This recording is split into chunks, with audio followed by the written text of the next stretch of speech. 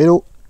Bon, je suis en train de nettoyer le MP5 la suite au rodage du week-end dernier. Puis quitte à faire le nettoyage, vu que je suis sur l'établi, pourquoi pas mettre les caméras en route. Et puis faire un petit point du coup sur la chaîne. Et puis surtout, vous expliquer peut-être un peu mon cursus et sur le pourquoi du comment je viens faire des tutos. Je vous préviens tout de suite, c'est peut-être une vidéo qui va manquer un peu de modestie. Voilà, il y a un moment, oui, je sais m'occuper d'une thermique, je sais remettre en route une thermique, je sais la régler, je sais régler un châssis, que ce soit piste ou tout terrain, voilà. Peut-être pas le meilleur régleur au monde, mais j'arrive à faire une voiture qui tient la route, un moteur qui fonctionne. Voilà. Je vous ai prévu que ça allait manquer de modestie. Mais bon, il y a un moment, quand on sait faire, ça va 5 minutes les conneries, il n'y a pas de raison que je me cache. Alors, peut-être que je raconte des conneries par contre. Voilà, c'est pour ça que je vais quand même vous expliquer un peu ce que j'ai pu faire avant d'atterrir sur YouTube. Voilà, comme ça au moins les choses seront claires et vous ferez votre idée. Donc pour les plus assidus à la chaîne, vous avez vu que j'ai commencé en 95 du coup avec une série 5000 qui fonctionnait pas. La faute d'avoir quelqu'un pour m'apprendre. Du coup j'ai fait pas mal de conneries pendant 1 an et demi à peu près. Jusqu'à ce que donc le magasin Nitro 26 ouvre à Lixan, donc du côté de Valence. Et à partir de là, en gros, tout s'est arrangé pour moi parce que j'ai appris, hein, tout simplement. Donc avec Jean-Christophe, le patron de Nitro 26. Du coup, là, tout ce que je vous raconte dans les tutos, c'est pas tout de moi. Hein. Il y a une grande partie qui vient de ce que j'ai appris avec Jean-Christophe. Et comme ce sont des bases solides, c'est indémodable, quoi. Ça fonctionne, ça fonctionnera tout le temps. C'est des choses à savoir. Là, tout ce que je vous explique là sur les bases, c'est ça, c'est ce que Jean-Christophe m'a appris. Alors, Jean-Christophe, c'est vraiment un vieux de la vieille dans le modélisme. Et ce qu'il m'a appris, ça fonctionne vu que j'ai des voitures qui fonctionnent. Donc pourquoi est-ce que ça ne marcherait pas pour vous? Voilà, déjà. Du coup, après la série 5000, j'ai acheté un Pirate M1 RS Evo, le dernier vrai Pirate M1 de la lignée, avant qu'ils arrêtent ce modèle. Donc c'est un TT 1 8e. Par contre, il commence à être vraiment démodé pour faire des courses avec. Ah, c'était problématique. C'est pour ça qu'après, je suis passé sur MP5. Donc celui-ci, celui que je suis en train de nettoyer. Donc en 97 pour attaquer les courses Ligue Région de façon un peu sérieuse. Alors je l'ai déjà dit je pense dans la vidéo du coup où je présente le MP5, les courses de Ligue. Donc je faisais partie de la Ligue 9. La Ligue 9, en ce temps-là, c'était la ligue avec le niveau le plus relevé. Mais vraiment, voilà, les pilotes qui roulaient en régional en Ligue 9, c'était des habitués des finales en championnat de France. Dans le lot, il y en a un que vous connaissez tous, parce qu'il continue à rouler, hein, c'est Renault Savoia. Donc voilà, ça vous donne un peu le ton. Donc j'étais pas un super pilote tout terrain, ça n'empêchait pas qu'en Ligue, j'accrochais toutes les finales. En régional, j'avais un peu plus de mal, faut l'avouer. Donc voilà, en gros, mes années étaient 8e. Bon, suite à ça, en fait, j'ai envie de faire de la piste. Ça tombait bien, il y avait c'était le plein boom de la Kyosho Cup, donc course monomarque. Plus ça tombait bien, du coup, Kyosho, comme j'aime bien cette marque. Pour moi, c'était vraiment, ça tombait tout cuit, quoi. C'était impeccable, quoi. Ma marque préférée, voiture de piste, petit budget parce que tout le monde était censé avoir la même voiture avec des options assez limitées. Donc voilà, ça se jouait au talent. C'est vraiment comme formule, c'est génial. Et même pour débuter, hein, l'ambiance était très bien, il y avait des lots à gagner, quoi qu'il arrive, on repartait avec du carburant parce que le carburant faisait partie de l'inscription. Voilà, cette formule était vraiment top. D'autres marques ont fait, hein, HPI l'a fait, Tamiya le fait toujours. Enfin, voilà, ce style de truc monomarque, c'est génial pour se lancer dans la course. Donc voilà comment j'en suis venu à la piste. Et autant vous dire que ça m'a paru facile dès le début. Donc par contre, Kyosho Cup, démarrage à la tirette, obligatoire, pas de banc. Donc c'est pour ça que je vous dis que les tirettes, ça fonctionne. Pendant plusieurs années de course en Kyosho Cup, c'était tout à la tirette. Et ça marchait. Donc Kyosho Cup, niveau résultat, j'accrochais toutes les finales. Des podiums réguliers. Une 3e place au championnat de France Purten du coup. Donc cumulé manche nord, manche sud. Avec la super finale, voilà. Je me suis retrouvé 3e dès la première année. Dès ma première année de participation. Ensuite, qu'est-ce qu'il y a eu d'autre? Coupe de France, Kyosho Cup par équipe, donc équipe de 2, quoi qu'il arrive. Première participation, 4e avec Christophe Garde. Équipage de outsider complet, vieille voiture, vieux matériel, moteur rincé. Et on fait 4e de la finale.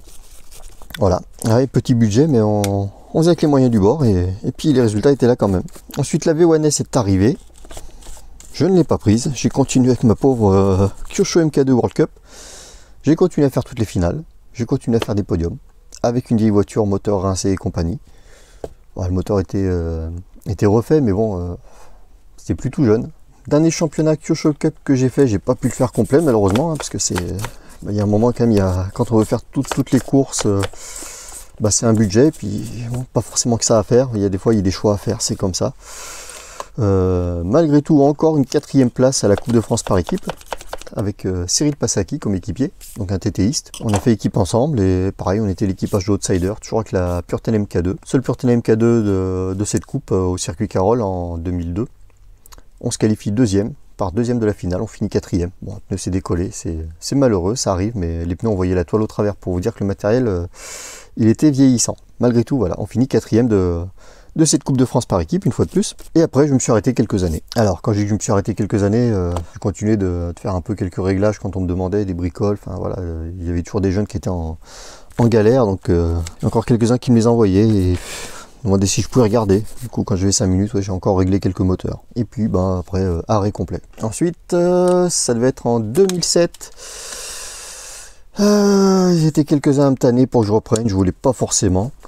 Et puis, il y avait un petit championnat qui était en cours à ce moment-là. C'était le HPI Micro Tour. Alors, Micro Tour parce que ça se passait du coup avec les Micro RS4. Bon, à ce moment-là, il y avait une grosse promo sur les châssis Micro RS4 parce que les X-Ray étaient arrivés, les X-Ray M18. Faut reconnaître que les micros RS4 marchaient moins bien. Du coup, tout le monde s'en débarrassait et compagnie. Bon, du coup, j'ai pris une micro RS4 histoire d'aller faire le coin avec les collègues. Et vraiment, je suis parti avec la bite et le couteau, comme on dit. Aucune velléité à faire des résultats. Puis malgré tout, si j'en ai fait. Voilà. J'ai pas fait exprès. Hein. Donc, ça, c'est de l'électrique par contre. J'ai avec mon petit moteur 180, des accus Eni et MH, alors que les brushless et les lipos étaient déjà arrivés. C'était le début des brushless et des lipos, donc il y avait quand même des défauts. Donc voilà, je connais le thermique, mais je connais aussi l'électrique. Même s'il a fallu que je me remette un peu à jour. Hein. Ça, je cache pas que c'est pas l'électrique, c'est pas le truc que je connais le mieux. Malgré tout, je connais l'essentiel. J'en connais suffisamment pour faire marcher une électrique correctement. Voilà. Les lacunes, je les ai comblées, du coup, grâce aux collègues qui n'ont jamais arrêté les compétitions et compagnie, ils m'ont renseigné. Donc Daniel m'a expliqué quelques subtilités. Jean-Christophe un petit peu, même si c'est vraiment pas son dada. Et après, en fouinant un peu sur YouTube, mine de rien, on trouve des personnes sympas qui expliquent. Donc là, je pense notamment à Matt RC, du coup, que je suis. Alors, même si Matt, il est vraiment orienté loisirs, des petites bestioles vraiment sympas, donc Tamiya et compagnie, pas des modèles de la mort qui tue à Watt 1000 $. Mais ce qu'il fait, c'est vraiment sympa. Donc, il y a Amandine aussi, la chaîne AHRC. Mais bon, là, que ce soit Matt, Amandine, enfin là, tous les allusions que je peux faire, les citations et tout, je vous mets tous les liens dans la description. Comme ça, vous pouvez retrouver tout ça. Donc, Amandine qui conçoit ses châssis en impression 3D et ainsi de suite. C'est pareil, là, quand j'avais des doutes au début, je demandais à Matt, je demandais à Amandine, qui eux sont calés côté brushless, qui explique simplement, c'est vraiment appréciable. Puis voilà, du coup, je me suis remis à jour comme ça, grâce à eux.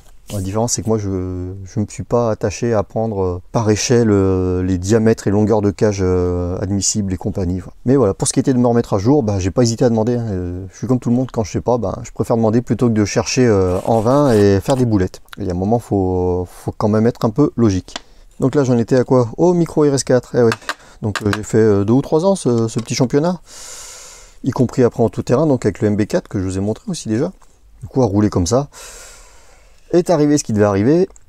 Jérôme, donc le président du club de drift GCS, donc pareil, je vous ai déjà montré des vidéos d'eux, il a acheté une thermique et il galérait un peu à la régler. Donc sa thermique, c'était une Kyosho FW05, et puis comme je dis, ouais, c'est une super petite voiture loisir et tout. C'est dommage de rouler sur un parking avec ça alors qu'il y avait une piste pas loin, et bon, c'était la piste en fait où j'ai toujours été inscrit pratiquement. Du coup, on était là-bas. Il s'est inscrit, je lui ai déréglé sa voiture, je me suis inscrit aussi. J'ai ressorti la Purten MK2, j'ai reroulé en thermique sur une piste que j'adore. Une course passée par là, peut-être un mois après qu'on soit inscrit avec Jérôme. Course de ligue. Je me suis inscrit avec la MK2, j'ai gagné et c'était reparti. Voilà. Du coup en gagnant, je me suis qualifié automatiquement pour la Coupe des Ligues en 1/10 200 mm. Moi je courais dans la catégorie pneus mousse. Donc je sais plus si c'était Promo 1, Promo 2. Voilà, du coup qualifié pour la Coupe des Ligues. La Coupe des Ligues, cette année-là, je l'ai faite. Bon, par contre, j'ai quand même renouvelé mon matériel. Et c'est de là que j'ai pris la Triple R, Kyosho Triple R. Donc j'ai eu en gros un mois pour roder le moteur, m'habituer à la voiture avant la coupe. Donc ça, après, vous connaissez l'histoire, j'ai déjà raconté en présentant la Triple R. Coupe des Ligues, du coup je participe, je gagne, et voilà. Et l'année après, j'ai renquillé sur une saison de Ligue Open. Et bon, j'ai pas pu faire toutes les courses, manque de temps, manque de moyens pour tout faire. Par contre, j'ai passé une super saison. Et puis après, il aurait fallu que je renouvelle encore une fois le matériel. J'avais d'autres choses à faire. Et voilà. Du coup, 2010, j'ai fait un petit peu de 12e électrique, mais voilà. Après, j'ai arrêté. Je manquais trop de temps. Donc oui, j'ai fait quand même de l'électrique. Le 12e, c'était une catégorie qui m'intriguait parce que ça paraissait tellement bizarre, tellement violent, tellement en marge de tout ce qu'on pouvait voir qu'il fallait que j'essaye. Et j'ai pas regretté. Ça, là, pour progresser au niveau des doigts, c'est génial. J'ai adoré cette catégorie. Et pourtant, Dieu sait que je préfère le thermique. Enfin voilà, comme ça vous connaissez le cursus. Comme ça vous savez peut-être un peu plus à qui vous avez affaire. Donc voilà pourquoi j'en suis arrivé à faire des vidéos, des tutos sur l'ARC, voilà, sur YouTube. Sur le thermique en particulier, mais bon, quand même sur un peu tout d'une manière générale. C'est parce que je sais faire. En thermique, il n'y a vraiment pas grand chose. On voit il y a des thermiques qui fonctionnent sur YouTube. C'est pas ce que je veux dire. Je veux pas dire que tout le monde est nul ou quoi que ce soit. On voit des thermiques qui fonctionnent. Après, autant on trouve des tutos sur comment améliorer une électrique, un machin, régler un moteur brushless et tout. Autant en thermique, il y a quand même pas mal de conneries de raconter, je trouve. C'est peut-être moi qui raconte des conneries, mais bon. Tout ce que je sais, c'est que mes voitures fonctionnent. Alors après, de ce que j'ai vu de bien en thermique sur YouTube, du coup, il y a les tutos de Renault, donc sur la chaîne RSRC, qui sont très bien. Ensuite, on a la chaîne de Full RC Zone. Il fait un peu moins de tutos, par contre, il présente toujours des voitures thermiques de folie. Voilà. Même des fois un peu du vintage et compagnie. Mais voilà, il fait quand même quelques tutos qui sont très bien. On sent vraiment que derrière, il y a de la pratique. Et puis, pour des petits tutos thermiques vraiment axés débutants, où tout est bien expliqué, clair, net, précis, il y a la chaîne de Philippe Boéry. Alors, la chaîne de Philippe, c'est Auto RC News de mémoire. Mais pareil, je vous cale le lien dans la description, je vous le cale même là s'il faut. Allez voir ce que fait Philippe, c'est génial. Il est au top. Philippe, c'est vraiment un vieux de la vieille. C'est un gars quand même qui a été pilote de l'équipe de France. Il a fait la première finale TT 8e de Coupe du Monde à Grenoble en 86. Philippe, c'est pas n'importe qui. Alors, ces vidéos, ça va peut-être vous paraître un peu austère ou je ne sais quoi. Le personnage est comme ça, mais il est très avenant. Il est super sympa. C'était un journaliste, du coup, quand je l'ai rencontré sur les courses, comme le trophée RC Racing Car, RC Power, ou les courses comme ça. Voilà, c'est quelqu'un de super sympa, Philippe. Dans le lot, je vous ai pas dit pourquoi je me suis retrouvé de nouveau embragué dans le modélisme. Ça, c'est à cause de Christophe. Je vous l'ai peut-être déjà dit ça. Avec Christophe, donc Christophe Honda, qui avait donné une voiture pour Gabriel, donc pour mon fils. Et puis voilà comment j'ai replongé une fois de plus. Mais sauf que cette fois-ci, je me tiens loin des courses. Donc voilà. Bon, moi je vais continuer à nettoyer cette voiture, là, à la remettre d'aplomb. Mais bon, ça m'aura permis de vous expliquer un peu voilà, mon cursus en RC. Et je dis pas que vous devez suivre toutes mes vidéos, mes tutos et faire ce que je dis, mais donc ce que je fais, moi, ça fonctionne pour moi. Pourquoi est-ce que ça marcherait pas pour vous? Donc voilà, vous en savez un peu plus sur moi. Maintenant, je vous laisserai vous faire une idée.